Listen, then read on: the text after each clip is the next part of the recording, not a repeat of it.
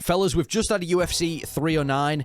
In my opinion, it was a pretty solid card. There was a lot of good fights that took place on this card, a lot of back and forth bangers. There are also a couple of fights in this card that kind of let the card down. So we're going to be ranking every fight that took place on this card on a tier list from S tier to D tier.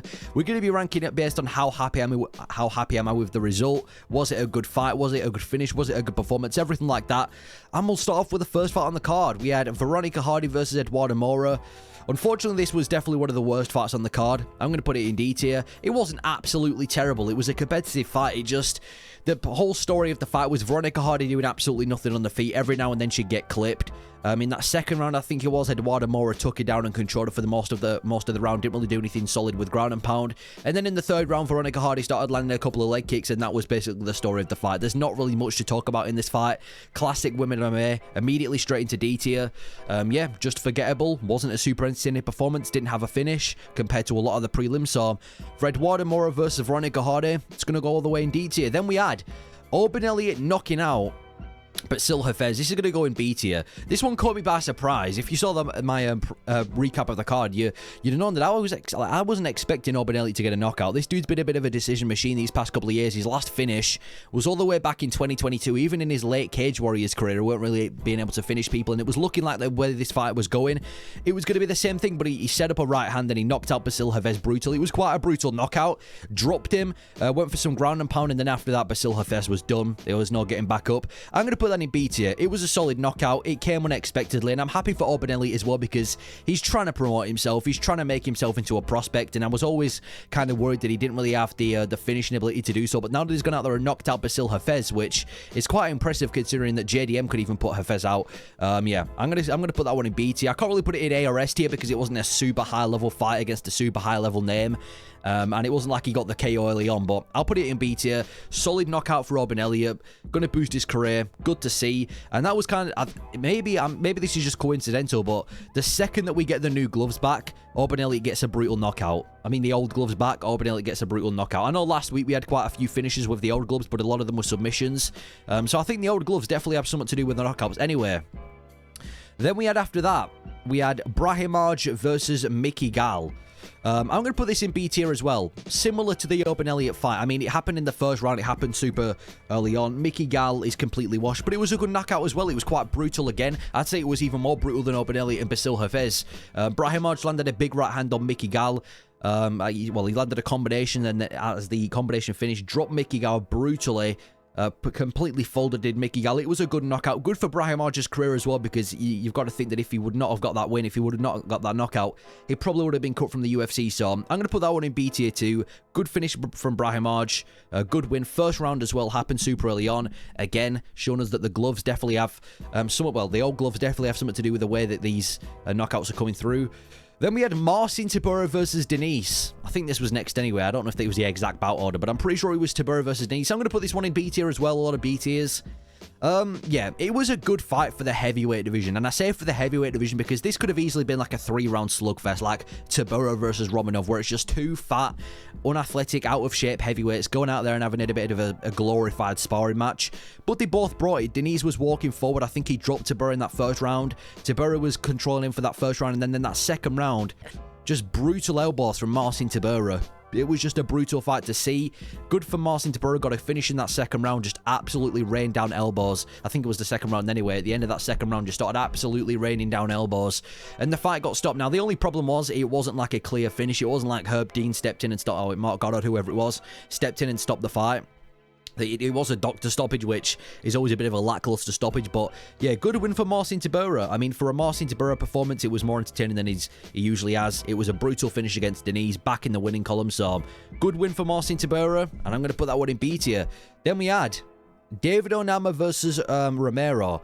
I'm going to put this one all the way in A tier. I'm surprised they didn't get fight of the night. I was checking the bonuses. There was a few guys that got performance of the night, but for some reason the UFC didn't give Romero and David Onama fight of the night, which is really surprising. This, in my opinion, was maybe not the best, but one of the best fights on the card. Definitely one of the best fights on the prelims. I think, yeah, I mean, both of these guys brought the fight. The first round, Romero was completely just, I'm not going to say piecing up, but he was outlanding David Onama. Those leg kicks, completely just outlanding David Onama. Then David Onama started turning it up a bit. I think he got dropped in that first round, and then eventually he dropped Romero as well. It was kind of back and forth in that first round. Second round, the same thing, but then after the second round, that's when David Onama started turning it up a bit, beating him with the grappling, beating him with the ground and pound, controlling him, and then on the feet, he was landing the bigger shots. It was a very back and forth fight between the two of them. One of the best first rounds we've had in a while. Super competitive fight, which not a lot of people expected, considering that Romero was fighting on 6 days' notice from a different organization. So this was a really good fight, in my opinion. One of the best fights on the card. I'm going to put that one in A tier. Can't believe they didn't get a performance bonus. I hope Dana hooked them up with something for, you know, doing that on short notice. And then we had Jim Miller submitting Damon Jackson. I'm putting this one in A tier too. Seeing Jim Miller win in 2024, or just seeing Jim Miller win in general, you can't be mad. He's a super nice guy. If you look at him like on Fight Week and everything, he's just a super nice, laid-back guy, an absolute veteran of the sport. He's been here for ages, competed on 100, 200, and 300. And he's not like one of these washed fighters that you kind of feel sympathy for being bad. Like, for example, in the end of Donald Cerrone's career, and there's a couple of, like, veterans in the UFC where you kind of feel bad for them because even though they're nice, they can't fight to save their life. Jim Miller's still a top fighter. And when I say top fighter, I'm not saying like ranked worthy, but how many finishes has he had recently? You look at his past 8 fights. He's finished like 7 of them, 6 or 7 of them. He's a complete finisher machine, powerful hands, great jiu-jitsu, and submitted Damon Jackson in that first round.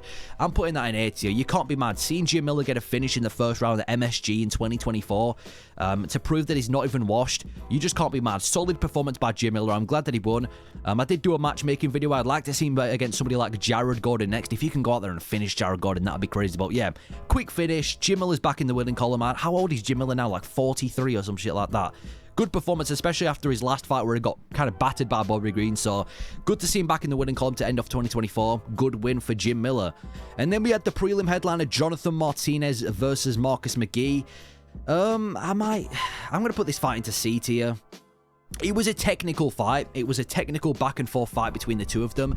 I was expecting a little bit more though. I thought Jonathan Martinez, first and foremost, his fight IQ was horrible. Every time he damaged Marcus McGee with a leg kick, he'd take like 45 seconds before he threw the next leg kick. There was a point where he had him wobbled with the leg kicks, and then he initiated a clinch, which was dumb. So it was kind of frustrating. I was hoping Jonathan Martinez was going to be a bit more snappy with his kicks. Marcus McGee, I mean, I can't really take away from his performance. He looked extremely technical, more than he ever has before. But he didn't get a knockdown. He didn't get a brutal finish like he normally does. But again, that's kind of to expected when you raise the competition. It was just a good technical fight. It wasn't boring. It wasn't an amazing fight. It wasn't a terrible fight. It was just a technical fight on the feet. Marcus McGee got his legs chewed up, but he was doing the most across 3 rounds, and he got back in the winning column.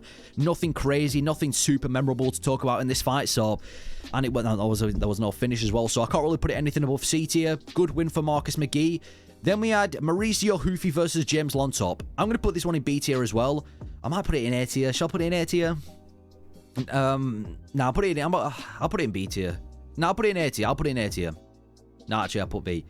It's because I've got a couple other fights in A tier that I don't really think you can put this in the same category as. But no, Mauricio Ho, it was a good performance by Ho, right? He absolutely battered James Lop on the feet in those first 2 rounds. Was doing the shit that you expect from Mauricio Ho, just being crafty, all that spinning attacks, just all these unorthodox attacks from Mauricio Ho, which you expect.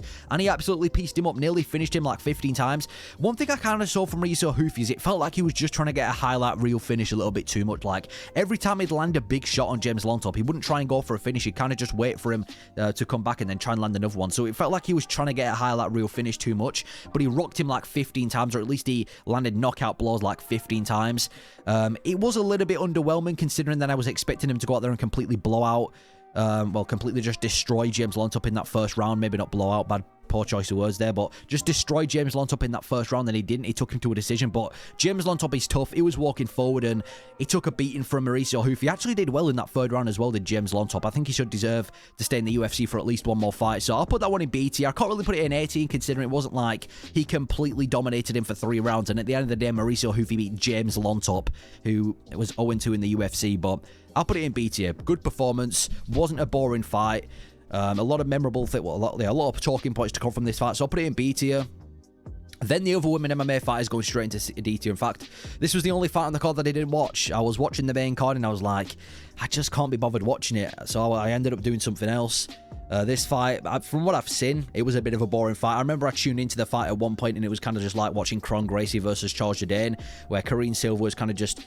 just inviting her into the guard on the ground, and then Mark Goddard had to pick him back up. I'm going to put it in D tier. Ironically, the two women MMA fights are in D tier, but I can't really put anything above D tier. Then we had Paul Craig versus Bo Nickel.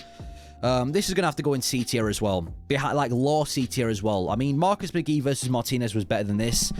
Yeah, it was kind of underwhelming as well. I was expecting Bo Nickel to go out there and get a quick finish. I think he could have taken him down and beaten him. I think he could have potentially got a submission, and I think he could have knocked him out, but he didn't look that good. I mean, Bo Nickel was just simply outstriking Paul Craig, and it wasn't even like a super dominant display of striking either. It wasn't like he was completely battering him on the feet and piecing him up. He was just doing just enough to outstrike Paul Craig on the feet. Paul Craig just threw the exact same attack every single time. Body kick, occasionally a head kick, and then occasionally when Paul Craig had come in, when Bo Nickel had come in and try and land an elbow. And that was Paul Craig's entire game. Bo Nickel didn't shoot a single takedown. He'd wait about 20 seconds and then shoot an overhand right. It would usually land on Paul Craig, but it wouldn't wobble him or anything like that. The crowd were hating it. They were booing. They were chanting overrated as well to Bo Nickel. And I think this fight I expected a little bit more from when you've got a guy in Paul Craig who is the super high-level jiu-jitsu artist versus this wrestler with knockout power in Bo Nickel. I thought it was going to be a flashy fight, but it just wasn't that. I'm not trying to take away from Bo Nickel too much. You can't blame him for not wanting to take the fight to the mat when he's facing Paul Craig, one of the best jiu-jitsu artists in the UFC, but I've got to put it in C tier. Was a bit of a disappointing performance. Kind of killed the vibe for the main card a little bit, so Paul Craig versus Bo Nickel, it's got to be C tier. And then for Charles Oliveira versus Michael Chandler, that's going all the way in S tier. This was a really good fight. I said this in the breakdown as well. It wasn't the same kind of dogfight that it was the first time around, in the sense that it wasn't just this back and forth war. They were both just standing and trading. This was way more high level and more, I guess, calculated than the first time around, but it was still an entertaining fight. Michael Chandler was getting dominated this entire fight. This was the best Charles Oliveira, in my opinion, that we've ever seen before. He had way better wrestling than he's ever had before, taking down Michael Chandler, who's a wrestler, and then on the feet, it was just like, it looked like it was a matter of time before he was going to get a finish. He'd land these uppercuts against the cage. Michael Chandler was out of range all the time, and he was just piecing up Michael Chandler. Good on Michael Chandler for surviving the multiple submission attempts, especially with Oliveira on his back. And that fifth round is like a BMF worthy round. Like, Michael Chandler did what he did in the first fight. When Oliveira was backpacking him, jumps up, slams him down twice, nearly finishes Charles Oliveira in that fifth round as well. Was only a couple of seconds off despite it being really dirty. This, in my opinion, was the best fight on the card. I mean, it was what you would expect when you put Oliveira and Chandler against each other, and it had title implications as well. I'm glad that Oliveira was back in the winning column after dominating Michael Chandler, so much more high level, still a fun fight. Charles Oliveira versus Michael Chandler, in my opinion, deserves to get S tier. And then finally the main event, Jon Jones finishing Stipe Miocic. I'm gonna put this in A tier. Yeah, it wasn't a boring fight. Jon Jones did what he needed to do. First round, took down Stipe. Nice takedown as well. Completely just swept him off his feet. And then basically just dominated him with ground and pound that entire first round. Second round comes along, and he's kind of just piecing him up on the... I don't want to say piecing him up. He's outstriking him on the feet, but he's not doing anything significant. And then the third round comes along. Looks a little bit like the second round. Stipe doesn't really do anything apart from every now and then run and start punching, hoping that he's going to land a big shot. And then Jones gets the highlight reel spinning back kick knockout on him. Breaks Stipe's ribs, or at least that's what it looked like, and got the finish. Good finish by Jon Jones, and I will say he looked much better than he did even though that fight was short. He looked much better than he did against Cyril Gane, and he actually looks like he deserves to be in the heavyweight title picture now. Obviously he's got to fight Aspinall, but I'm not going to talk about Aspinall anyway. Jones Stipe, the problem, I can't put it in S tier, because if Jones would have done that to like a top heavyweight, like a Tom Aspinall or an Ngannou, or, you know, even like an Alexander Volkov, I'm just saying theoretically, it would have been super impressive, but he did it to Stipe. He did it to a 42-year-old who's been out for 4 years, got brutally knocked out in his last fight, number 8th ranked in the division, and he finished him in the third round with a spinning back kick. It was a highlight reel finish, don't get me wrong. You know, he knocked out Stipe, crumpled him to the body, and it was a good performance all around by Jon Jones. Just did what Jon Jones did and pieced him up across the majority of the fight, but I just can't put it in S tier because it was Stipe that he did it to, and Stipe looked absolutely awful out there. I mean, they both kind of looked a bit slow. I'm not trying to take away from Jones' performance though, but he did get the finish. He did piece up Stipe Miocic. It did look like vintage Jon Jones, and he got the finish, so you can't hate. But that is me that is me ranking every fight on UFC 309 in a tier list from S tier to D tier. Let me know your thoughts on this card, if you agree with these placements, if you change anything around. So let me know your thoughts. Thank you for watching.